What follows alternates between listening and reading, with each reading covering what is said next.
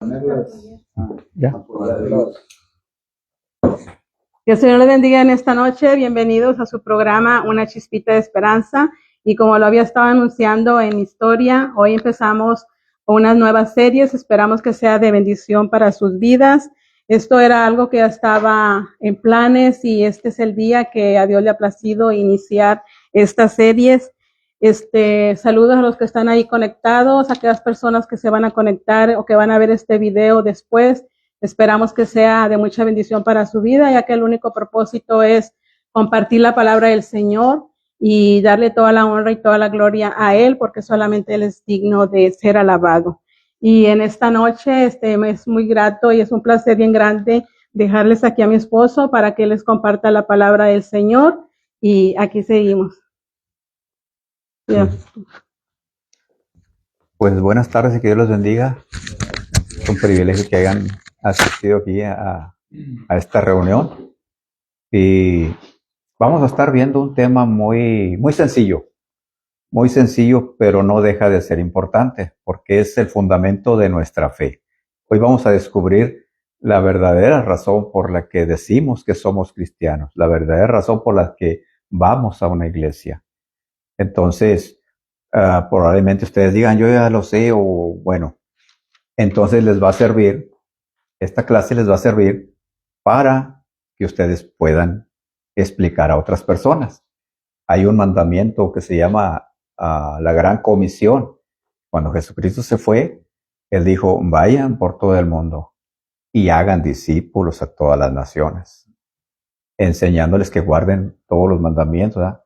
Entonces, hacer discípulos no solamente es llevar gente a una iglesia, no solamente hacer un grupo, sino explicarles qué están haciendo aquí, cuál es el propósito, a dónde van a ir. Entonces, vamos a empezar con esta pregunta. Esta pregunta yo se las hago a ustedes y ustedes un día la van a preguntar a otra persona. Dice, el tema general de este es la salvación, de este estudio. Y si ustedes murieran hoy, cualquiera de ustedes murieran hoy, y llegaran al cielo, y el Señor les dijera, ¿por qué te debo dejar entrar? ¿Qué les diría usted? ¿Qué les dirían ustedes? ¿Por qué? Entonces, eso, ahorita, si ustedes ya la tienen la respuesta en la mente, ahí guárdenla y vamos a seguir adelante. Entonces dice, ¿qué le dirías? Aquí hay 4 opciones, pueden ir viendo su guía. Hay 4 opciones que probablemente diríamos. Entonces dice, ¿qué le dirías? Entonces, bueno, como dijimos, esa pregunta la vamos a dejar en el aire para que ustedes la mediten. Entonces, nuestra meta hoy, en esta lección es, ¿qué es el cristianismo verdadero? Dice, es una nueva vida. Dice, que hay un problema que nos separa de Dios, que Jesús nos solucionó el problema, con esa edad nos solucionó el problema, y que nuestra parte es recibir a Jesús en nuestras vidas. Cristianismo verdadero, una nueva vida. Cristo dijo en Juan 10:10, yo he venido para que tengan vida, y vida en abundancia. Antes de Cristo venimos con problemas de salud, problemas familiares, soledad, problemas emocionales, problemas espirituales, adicciones, sufrimiento y abuso, inseguridad, necesidades financieras y un vacío por dentro. Es una persona que no tiene a Cristo. Pero cuando recibimos a Cristo, dice, tenemos nueva esperanza en la vida, poder para hacer cambios radicales. Tenemos sanidad emocional, liberación de demonios, libertad de adicciones, seguridad en uno mismo, nuevo poder para seguir adelante y tenemos un propósito en la vida. Ser cristiano es una nueva relación con Jesús, un nuevo nacimiento. El ser religioso no es suficiente. Nadie nace cristiano. En Juan 3, 1 al 6 hay un diálogo muy interesante entre el Señor Jesucristo y un líder religioso llamado Nicodemo. Él era un hombre muy religioso y sinceramente interesado en Jesús. Pero Jesús le hizo muy claro que ser bueno o religioso no es suficiente ante Dios. Y vamos a leer esta pequeña lectura. Dice, había un hombre de los fariseos que se llamaba Nicodemo, un principal entre los judíos. Este vino a Jesús de noche y le dijo, Rabí, sabemos que has venido de Dios como maestro, porque nadie puede hacer estas señales que tú haces si Dios no está con él. Y respondió Jesús y le dijo, de cierto te digo que el que no naciere de nuevo no puede ver el reino de Dios. Nicodemo le dijo, ¿cómo puede un hombre nacer siendo viejo? ¿Puede acaso entrar por segunda vez en el vientre de su madre y nacer? Jesús le respondió, mira, de cierto te digo que el que no naciere de agua y del Espíritu no puede entrar en el reino de Dios. Lo que es nacido de la carne es carne, y lo que es nacido del Espíritu es espíritu. Ahí tenemos una pregunta. Dice, según Jesús, ¿qué es necesario para poder entrar en el reino de los cielos? Según la lectura, nacer de nuevo. Nacer de nuevo. Ahora vamos a ver, ¿qué significa nacer de nuevo? Nacer de nuevo es recibir un corazón nuevo. Ezequiel, en el libro del profeta Ezequiel, en el capítulo 36, versículo 26, dice, os daré corazón nuevo y pondré un espíritu nuevo dentro de vosotros y quitaré de vuestra carne el corazón de piedra y os daré un corazón de carne. Dice, ¿qué significa nacer de nuevo? Es un nacimiento espiritual. En Juan, Evangelio según San Juan 1, 12 y 13 dice, mas a todos los que le recibieron, a los que creen en su nombre, les dio potestad o derecho de ser hechos hijos de Dios, los cuales no son engendrados de sangre, ni de voluntad de carne, ni de voluntad de varón, sino de Dios. Nacer de nuevo es una transformación total de vida. Segunda de Corintios 5:17 dice que de modo que si alguno está en Cristo, nueva criatura es. Las cosas viejas pasaron y he aquí todas son hechas nuevas. No dice algunas, todas son hechas nuevas. Cuando una persona cree en Jesucristo, todo cambia en su vida y en su alrededor. Ve las cosas de una manera completamente diferentes. Completamente, porque viene el nuevo nacimiento, viene de adentro del corazón. No es aprenderse una serie de doctrinas, sino que viene de adentro, hacia afuera. Dice, ahora hay un nuevo rey. ¿Quién está en el trono de tu vida? Es una pregunta. ¿Quién está en el trono de tu vida? Dice, cuando Jesús está en el centro, todo lo demás está en orden. Pero cuando nosotros tratamos de gobernar nuestras propias vidas, causamos un reguero total. A veces decimos, ya no me voy a enojar. Este día decido no enojarme. Y lo primero que hacemos, no podemos. A veces decimos, este día, según los malos hábitos que tengamos, este día no voy a fumar. Y nada, que a la primera, ¡pum!, llegamos a la tienda comercial. ¿Por qué? Porque queremos hacer las cosas por nuestra propia fuerza de voluntad. Dice, ahí en sus hojitas tienen 2 círculos. Dice, estos 2 círculos representan 2 clases de vidas. Dice, vida controlada por el yo. Cuando yo quiero controlar mi vida. Dice, el ego o el yo está en el trono. No, yo, decimos, yo voy a decidir qué es lo que voy a hacer. A mí nadie tiene que decirme nada. Yo soy el dueño de mi vida y nadie tiene que decirme nada. Entonces ahí no tenemos a Cristo en nuestra vida. Cristo está afuera de nuestra vida. Todos los intereses están controlados por el yo. Voy a hacer lo que a mí me conviene. Voy a hacer lo que yo creo que está bien, lo que a mí me enseñaron, lo que me enseñaron en la escuela, lo que vi de mi papá, de mi mamá, de mis tíos, de mis hermanos, lo que yo voy a formarme un pensamiento, una forma de pensar y yo voy a actuar de esa manera. Entonces, cuando actuamos de esa manera, hay discordia y frustración, porque a veces nos salen mal las cosas. Entonces nos peleamos con el primero que se nos atraviese y siempre culpamos, por tu culpa me pasó esto, por tu culpa estoy así. A veces hay hijos que le dicen a sus padres, por tu culpa yo soy lo que soy, porque X razones, ¿verdad? Cuando aceptamos al Señor, entonces Cristo viene a tomar el trono de nuestro corazón y nuestra vida empieza a tomar un rumbo diferente.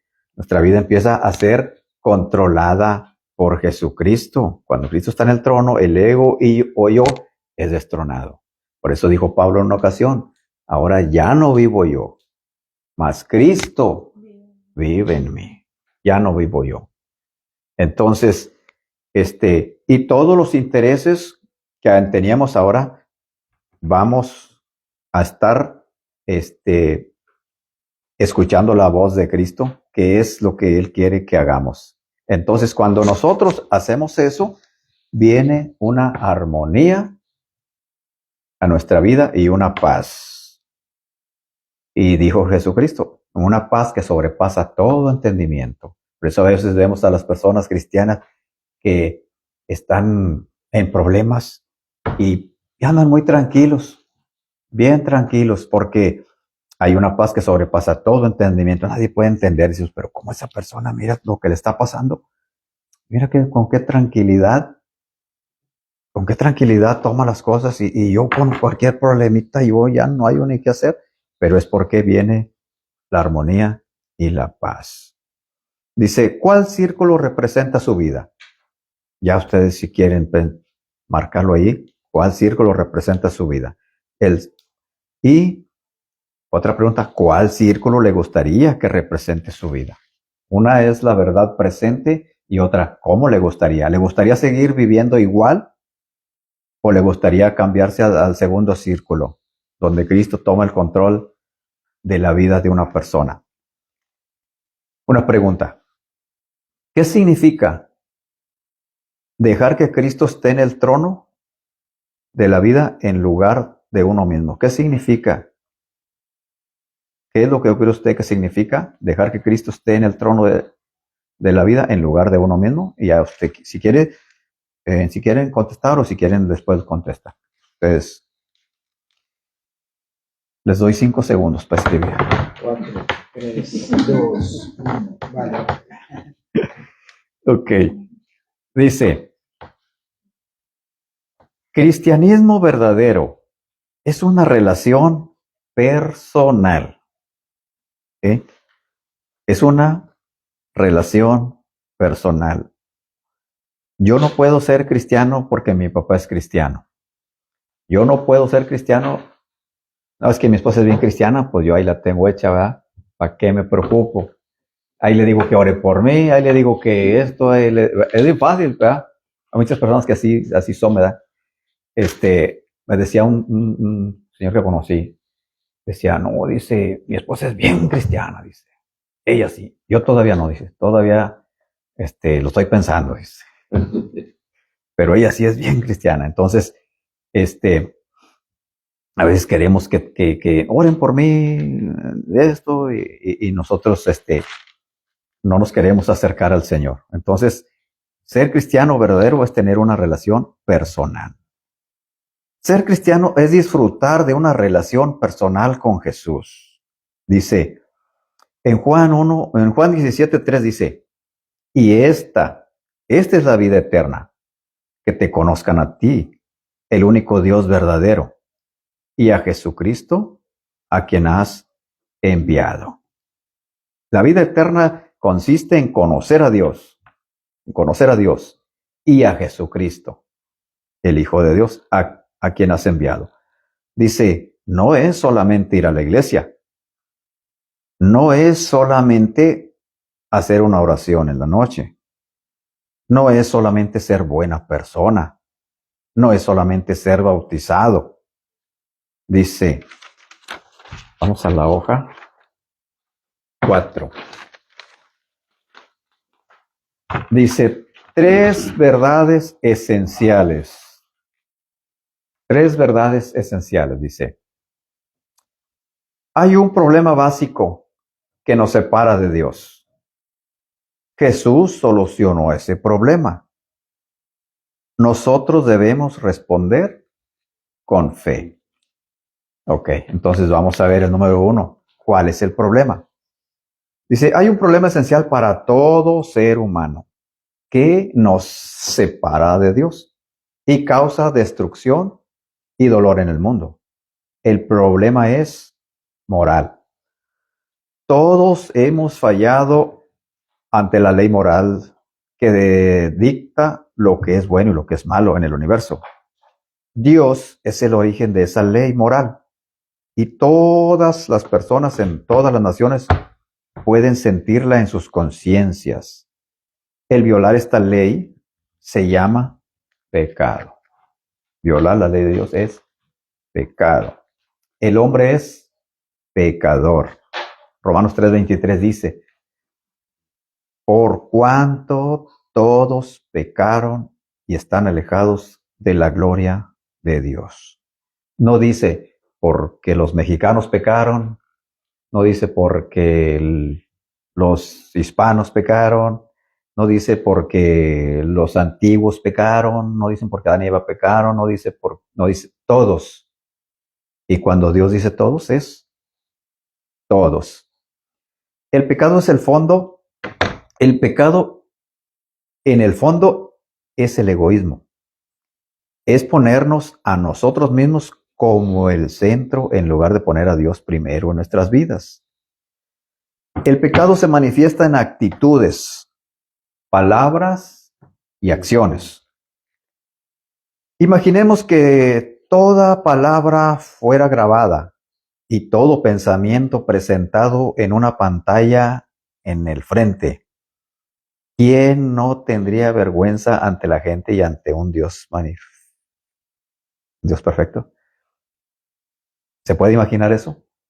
Que lo que pensamos salga ya.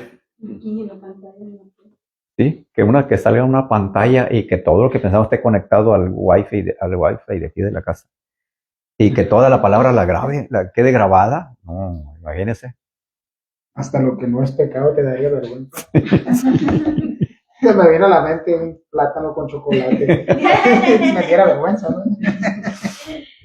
Imagínese que yo pienso mal de alguien.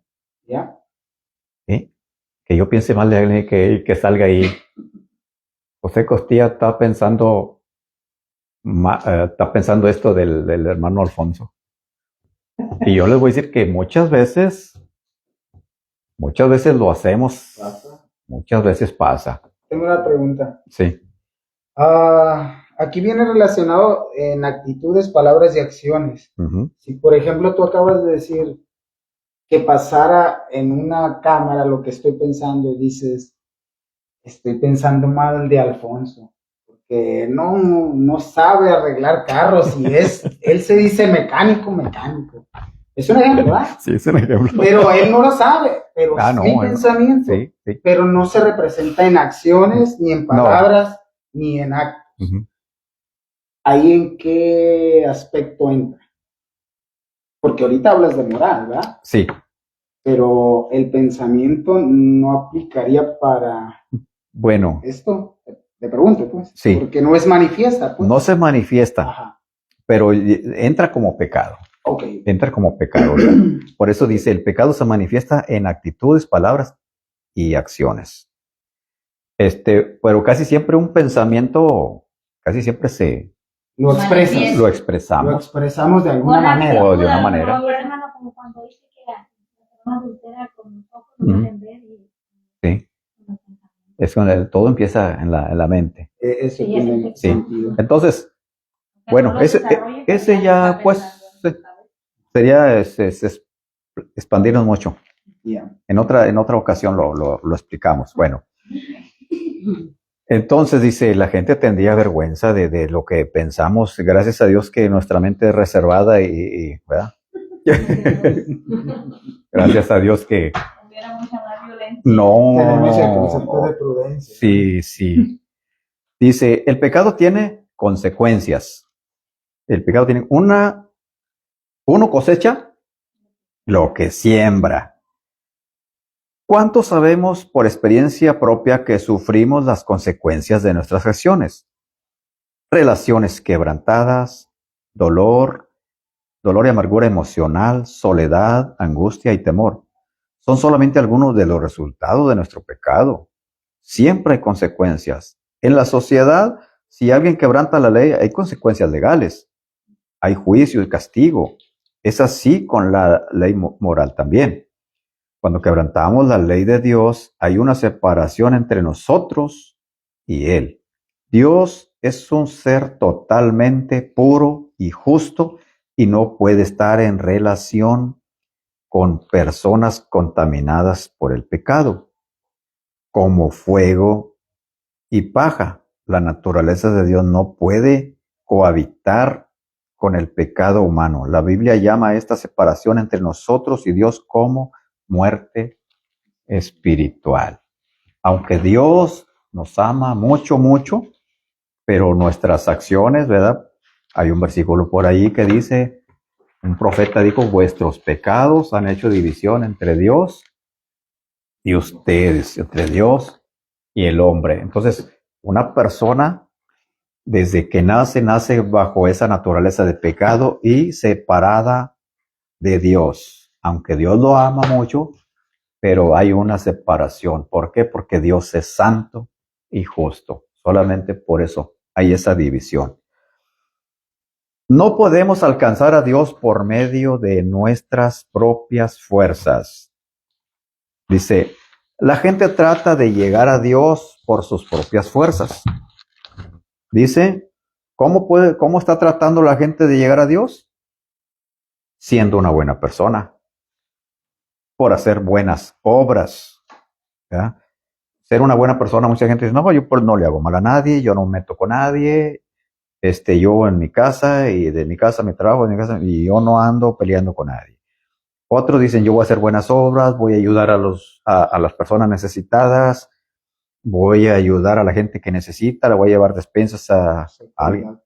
Ajá. Entonces dice, y a veces decimos, de esa manera me voy a ganar el cielo. O por hacer actividades religiosas, ¿verdad? No sé si quieran poner un ejemplo. Por ejemplo, asistir a una iglesia, asistir a la iglesia. Hay mucha gente que no es cristiana y va a una iglesia. Por ejemplo, en Semana Santa, en Navidad y así, ¿verdad? Entonces, o participar en actividades, no sé, algo. Entonces, esas tres cosas son querer llegar a Dios a través de nuestras propias fuerzas. Sí. Es como intentar nadar a Puerto Rico.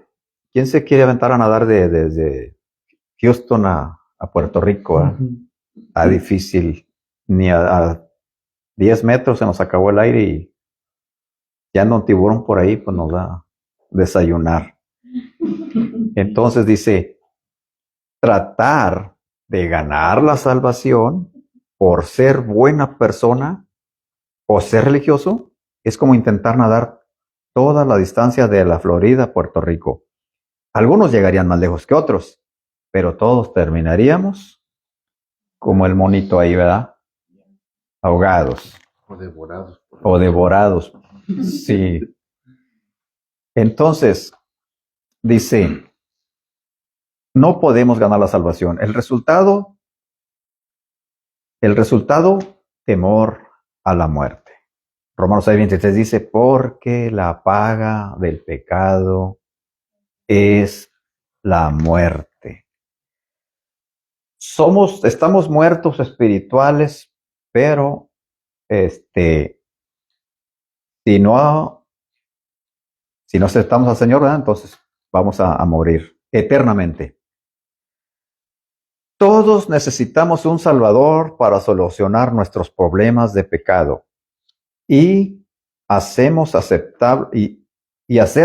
aceptables ante un Dios santo y perfecto. Todos, absolutamente todos, necesitamos un Salvador. Dice, Dios solucionó nuestro problema. Jesús murió en nuestro lugar. Pagó el castigo por nuestro pecado. La Biblia enseña que Dios muestra su amor para con nosotros en que siendo aún pecadores, Cristo murió por nosotros. Romanos 5:8. Y noten ahí esa palabra que dice aún, porque Cristo no esperó que nosotros hiciéramos algo bueno para morir, sino que así como estábamos llenos de pecado, aún así dijo, aún vino a morir por nosotros. Dice, Dios es un juez justo y amoroso que nos declara culpable por nuestros pecados. Déjelo leer otra vez porque aquí me falló una palabra. Dice, Dios es como un juez justo y amoroso que nos declara culpable por nuestros pecados, pero después se baja de su sillón y se ofrece en nuestro lugar. Dios pagó el precio por nuestro pecado. No sé si entendieron la metáfora ahí. Sí. O sea que Dios está en su trono. No en su trono, ¿cómo se llama donde está el juez? ¿Cómo se llama donde está el juez? Tribunal. Bueno, Dios está en el tribunal y ¡pum! Juzga al hombre culpable. ¿Por qué? Porque pecamos. Pero después, Él se baja de su silla, de su sillón, y va y Él paga por el pecado de la persona que Él ya había juzgado. Eso entonces es lo que hizo Jesucristo. Viene del cielo y paga la deuda que nosotros teníamos con Él. Dice, ilustración de un juez, dice. Ahora sí, echen a volar su imaginación. Dice, imaginemos que un joven fuera condenado por cometer un crimen. El juez, por ser justo, no pudo pasar por alto la infracción de la ley. El castigo impuesto por la ley fue una multa seria, $100,000. A pesar de estar totalmente arrepentido por lo que había hecho, el joven no tuvo ni un centavo para pagar la multa y quedaba en peligro de ser encarcelado. Entonces el juez hizo algo totalmente inesperado. Se quitó su bata judicial, se bajó de su sillón de juicio y se paró en el lugar del joven ante el tribunal, sacó su chequera y pagó la multa.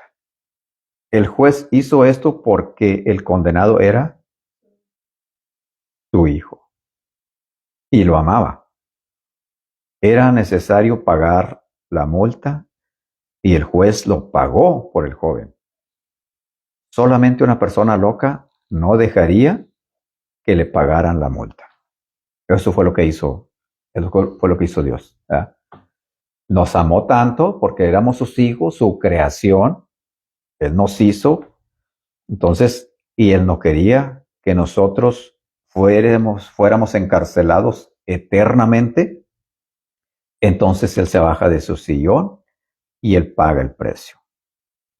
Nuestro Dios es así. Él es un juez justo, pero a la misma vez un Padre amoroso. Como juez, Él ve nuestro pecado y dice, Él es culpable.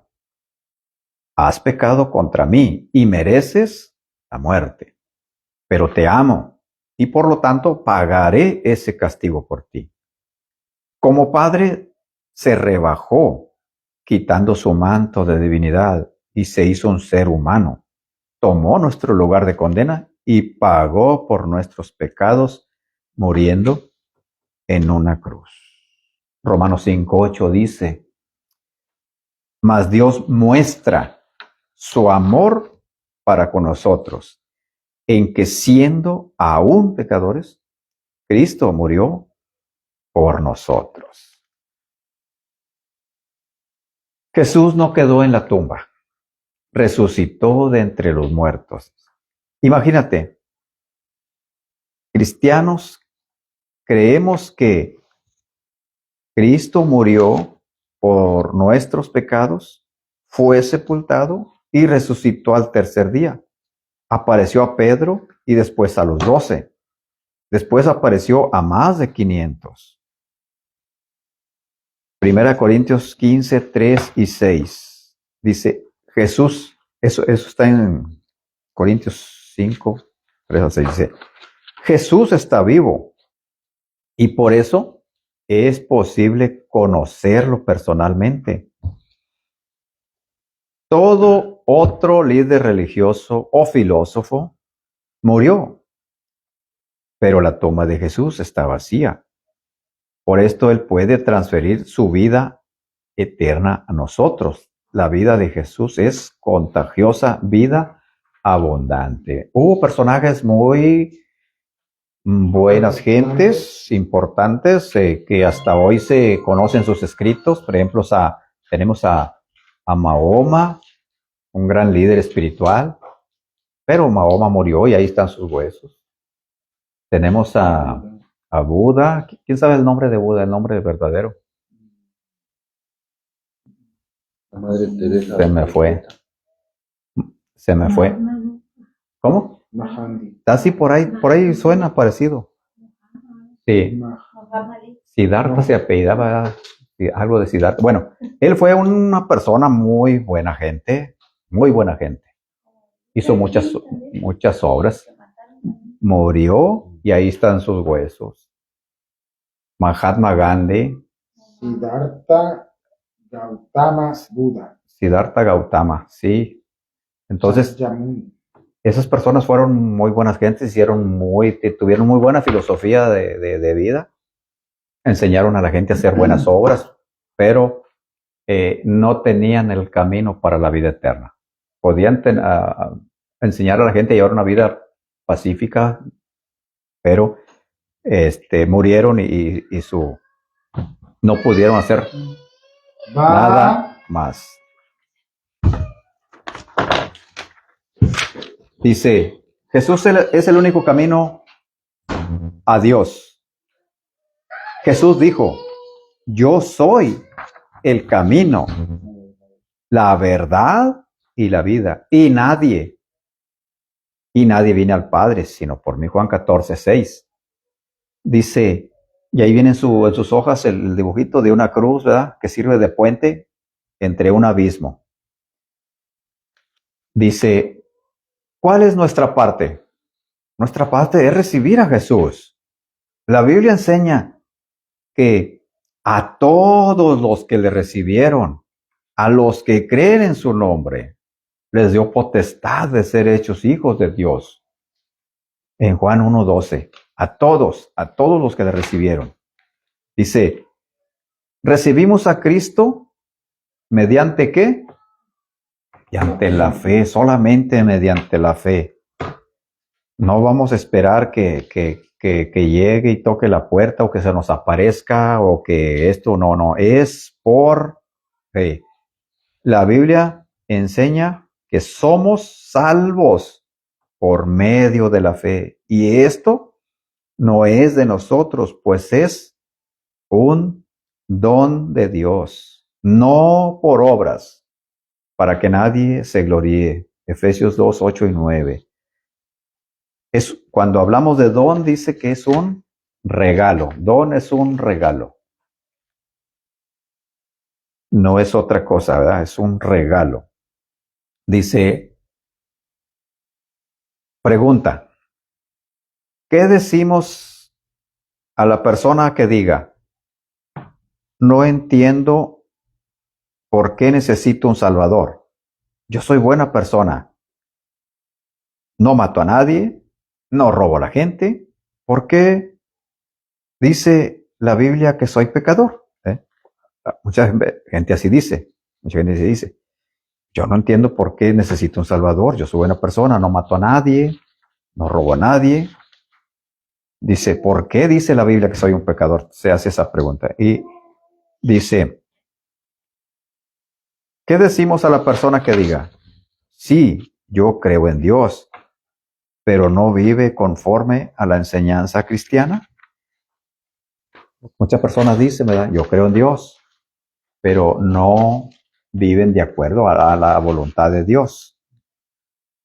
Dice, ¿qué significa tener fe? Hay muchos que dicen, yo creo en Dios, pero sus vidas no reflejan esta creencia. Usamos la siguiente parábola para ilustrar lo que es la fe verdadera. Dice, había un experto en trapecio que podía balancearse sobre una cuerda extendida por el aire y hacía trucos. Un día intentó hacer un truco maravilloso. Puso una cuerda de un lado de las cataratas del Niágara, un extremo de la cuerda y otra al otro extremo. Y se puso a caminar de un lado a otro sobre la cuerda. La multitud de espectadores esperaba ver ese prodigio. El experto les preguntó a la multitud, ¿cuántos creen que yo puedo caminar de un lado a otro? Y todos gritaron, sí creemos, sí se puede. Dice, con temor y temblor el hombre cruzó de un lado al otro y la multitud le aplaudió fuertemente. Después él les preguntó, ¿cuántos creen que yo puedo cruzar de un lado a otro con una carretilla por delante?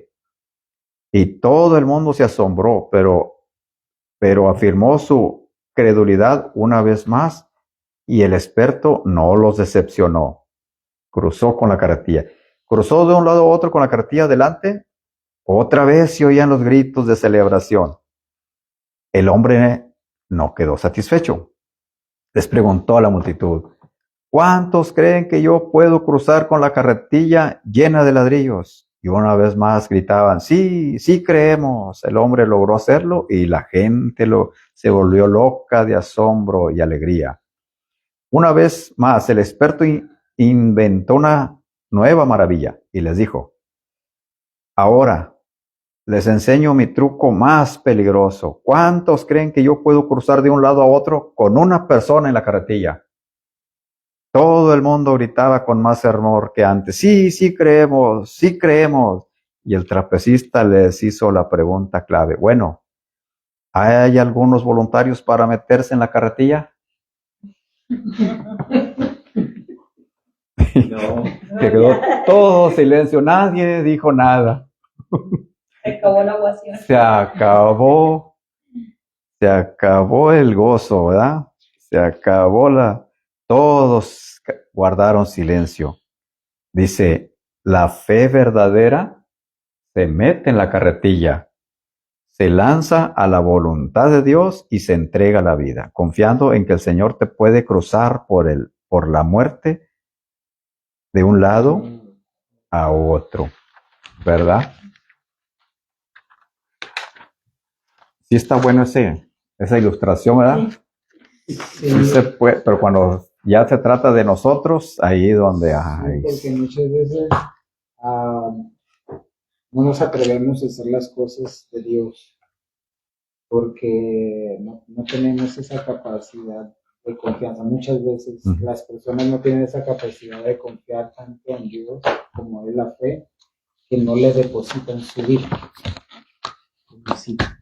Al depositársela, prácticamente nos damos cuenta de que tenemos la salvación. Sí. Creemos que otros pueden, ¿verdad? Creemos que otros pueden.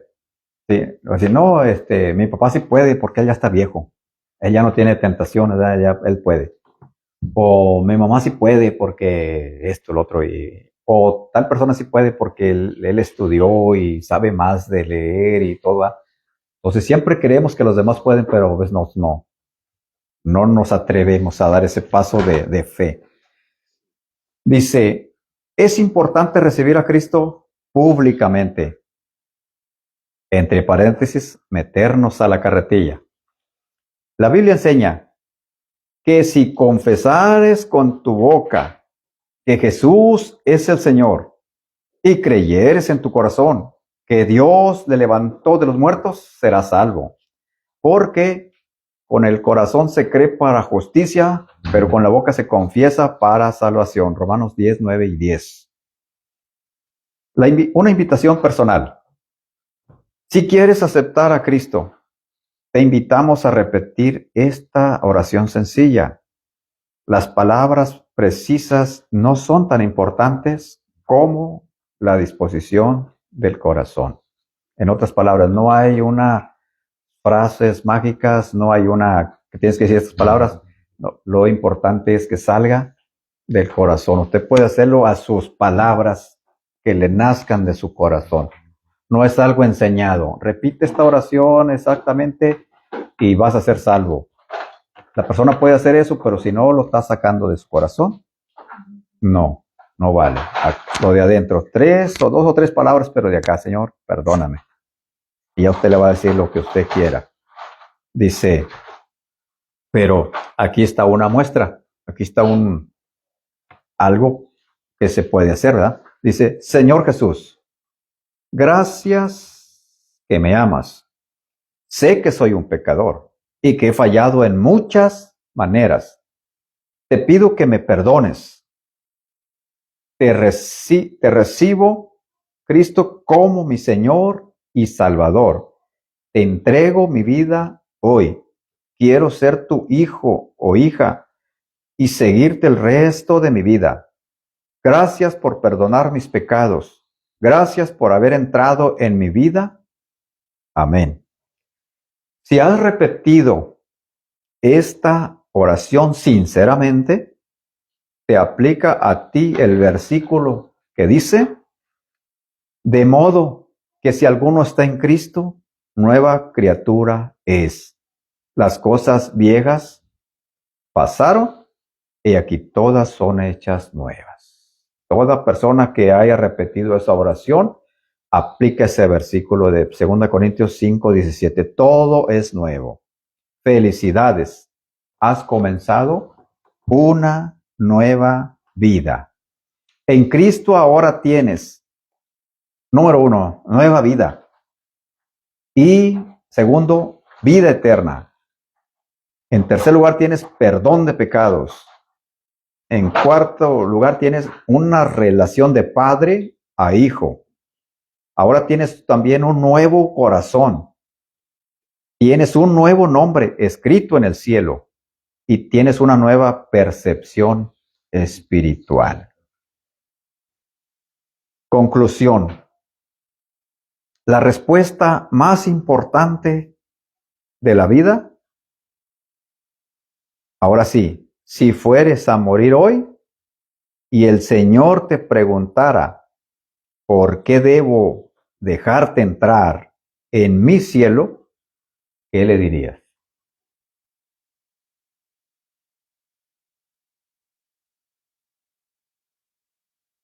¿Qué le dirías?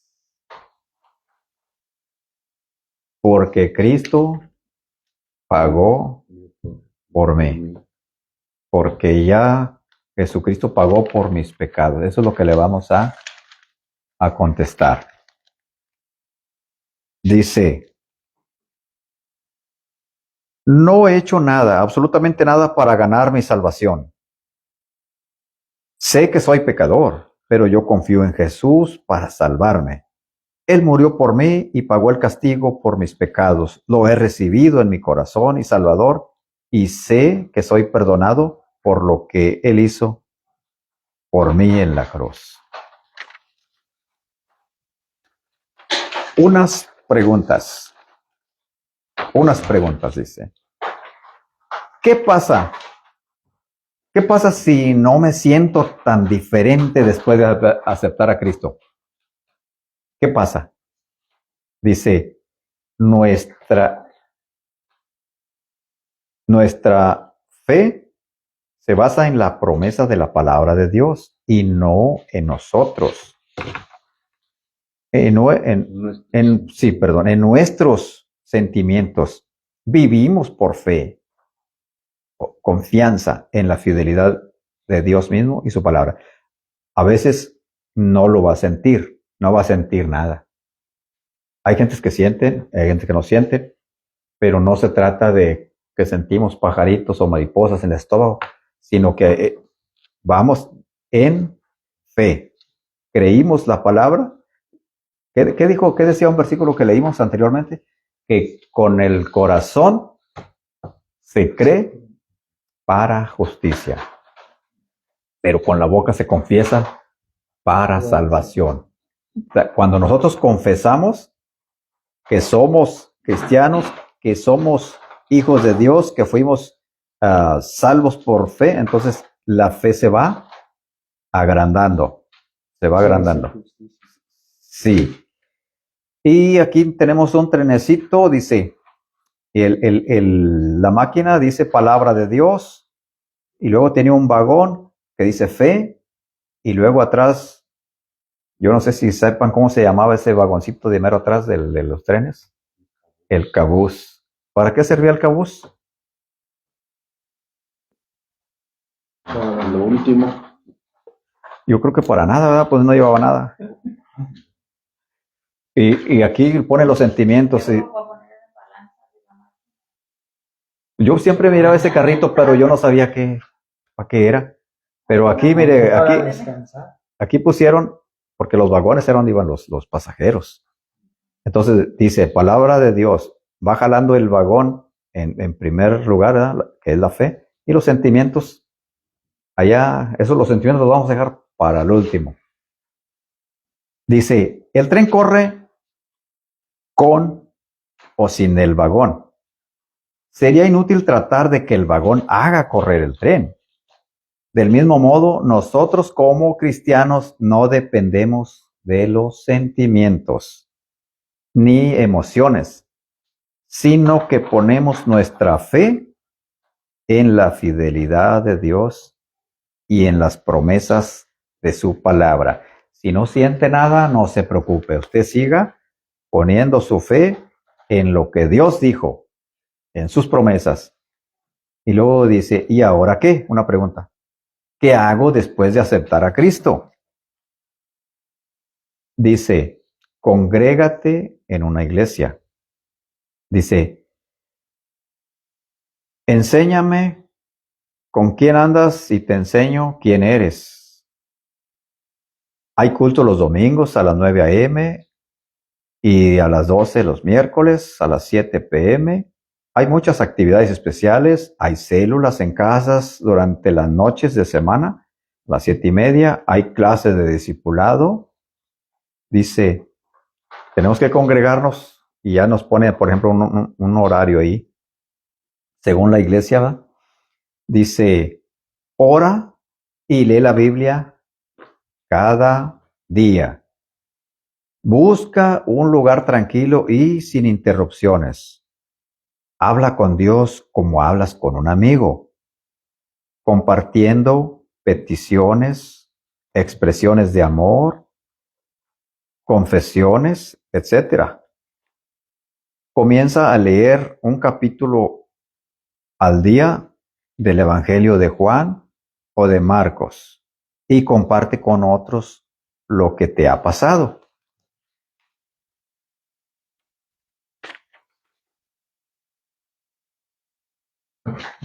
Y la oración no tiene que grabarse en ciertas palabras. Cuando vayamos a orar, como dice, como con un amigo.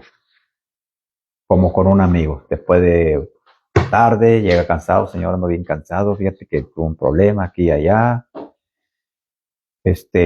Así va a orar, pero empieza su diálogo. como una plática, no tiene que ser las mismas palabras, no tiene que ser, casi siempre se empiezan con las mismas palabras, ¿verdad?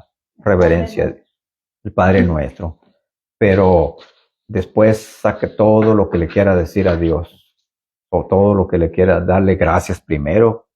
El Padre Nuestro es un modelo de cómo, por ejemplo, cuando decimos Padre Nuestro que estás en los cielos, estamos reconociendo la soberanía de Dios, que está sobre todas las cosas. Santificado sea tu nombre, que su nombre debe ser puesto en alto siempre, en todo momento, en todo lugar, con nuestra vida, con nuestras acciones. Santificado sea tu nombre, venga tu reino.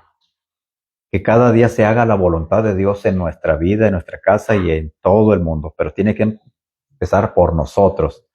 No podemos decir que se haga la voluntad en todo el mundo si nosotros no la estamos haciendo. O sea, nosotros vamos a poner el ejemplo. Venga tu voluntad y hágase tu voluntad como en el cielo y también en la tierra. Así como en el cielo, en la tierra. Y luego, ¿qué dice? Y perdónanos nuestras ofensas. O primero es primero el pan nuestro, ¿ah? Pan nuestro. Tenemos que pues decirle a Dios que Él es el que puede darnos de comer todas nuestras necesidades. Y perdónanos, así como nosotros perdonamos a los que nos ofenden. Entonces, se acabó la lección. Y ahí tengo la tarea, ahí tienen la tarea. Yo también la voy a hacer. Tenemos 2 hojitas para que entre semana. Y ahí viene la guía. Por ejemplo, viene la pregunta y luego viene en qué página viene la respuesta. Más que regalado. Sí. A ver, Como la escuela, ¿verdad? Que te ahí vas a encontrar la respuesta del cuestionario. Entonces, pues yo les agradezco bastante que hayan tomado ese tiempo de estar aquí. Sinceramente les agradezco bastante. Y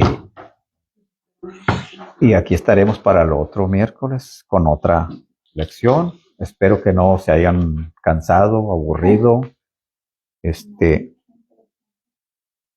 Y que Dios me los bendiga mucho, mucho, mucho, mucho. Gracias. Y vamos a terminar